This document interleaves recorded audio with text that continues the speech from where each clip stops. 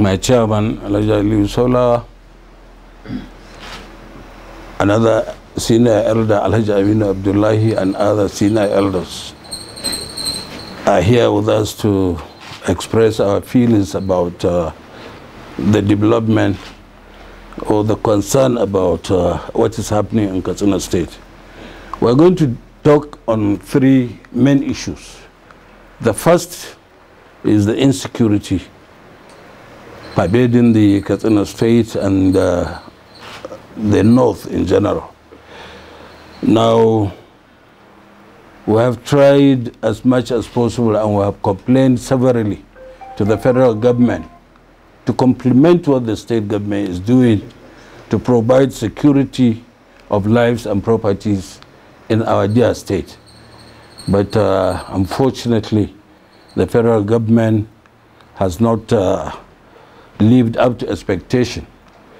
It is very unfortunate. We have complained severally, and they keep on killing our people, burning their houses down, seizing their farms, and destroying their houses. This is actually what is happening right now in almost all the 12 prone local governments of the state. There is no peace anywhere in the state. If you are traveling, you are not sure of coming back. If you leave home, you are not sure of coming back to meet your people safe. And it is really unfortunate. The so-called defense ministers are all from the north. We don't know what they are doing. They have not done enough to protect the north. And these unfortunate killings occur only in this part of the country. We are really disturbed. And we are calling on the federal government to, as a matter of urgency, provide security to Katsina and other parts of the north. Because we understand or we realize all this insecurity and other killings, maimings, kidnappings are only happening in this part of the country. Why? And the so-called defense ministers, both senior and junior, are from the north, and they're not doing anything. They have killed hundreds of people in Katsina. Nobody, none of the ministers or the president deemed it fit to come and condole the people of Katsina State or provide some succor or provide some cushions, you know, some assistance to the people maimed or those whose houses were burnt down. You see a lot of beggars everywhere. And this is as a result of this banditry. And nobody is doing anything about it. Katsina State governor has tried his best. He floated a group, the Community Watch, which are doing their best. But unfortunately, Community Watch are not allowed to handle sophisticated weapons like the bandits. The soldiers are not helping matters. So we don't know where the problem is. The defense ministers should be up and doing. If they are from the northern part of the country, those bandits are killing their people. We are yet to understand the problem. What is happening? What is happening? Who is behind this banditry? The federal government has to explain this. If our soldiers can go elsewhere in other countries to perform miracles and restore peace, why not in the northern part of the country? Look at what Niger, Cameroon, and Chad did recently. They killed several hundreds of bandits, seized thousands of their weapons. Our soldiers are more intelligent, more proactive, more determined, and more sophisticated than all those soldiers.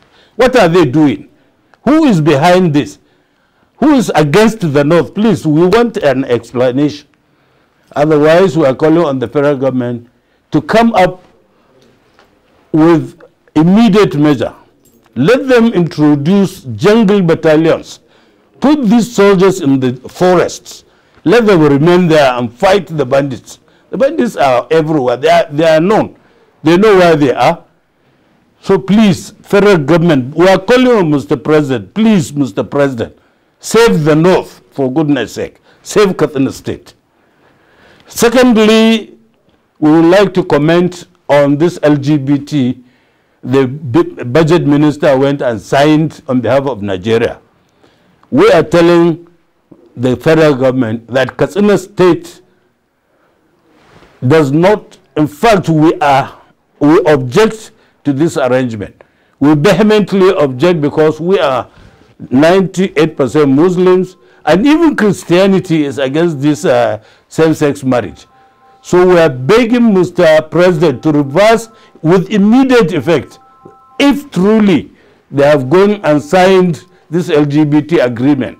Katsina State is out of it, and we are ready to do anything, we are ready to go anywhere. We are sending this message to the federal government that Katsina State people are not in support of LGBT. We are Muslims and Christians, and we believe in our religions. And both religions are against LGBT. They are against same-sex marriage. So please, please and please, we are begging the federal government to reverse this decision with immediate effect. And I'm calling on the National Assembly members, Senate and the House of Representatives, to look into this case because it is a very serious issue. Nobody is interested in Nigeria. We remember when Mr. Jonathan was in power, President Jonathan objected to this, and that cost him his second term. He told them frankly that his religion is against same-sex marriage, and he turned it down, and so it was. So this so-called federal government, who we claim Muslim, and what have you, whatever, Muslim Christians are not ready to accept this LGBT. The Nigerians are not happy and they don't agree. Everybody is crying. So the federal government should listen. This decision must be reversed with immediate effect. Katsina State's position is we object to same-sex marriage, we object to LGBT agreement. So that is the second point. The third point we want to talk about is this poverty pervading the North. Our people are very poor. Abject poverty, hunger, so many things. You go everywhere, you see people begging because they don't have what to eat. It is the responsibility of the government, responsible government, to provide food, shelter, and security for its citizens. The federal government, I can say, has failed in that direction because North is in abject poverty. And we are telling the federal government to do something urgently. Cost of food is rising by the day. Everything is expensive. The North or Northerners cannot afford 3 square miles. This is very serious. And we are advising the federal government. Mr. Tinubu has a listening ear. He's a Democrat, and if his cabinet are not advising him well, please, he should drop them and bring people with good ideas that will help him run this government the way Nigerians will be happy. Thank you very much.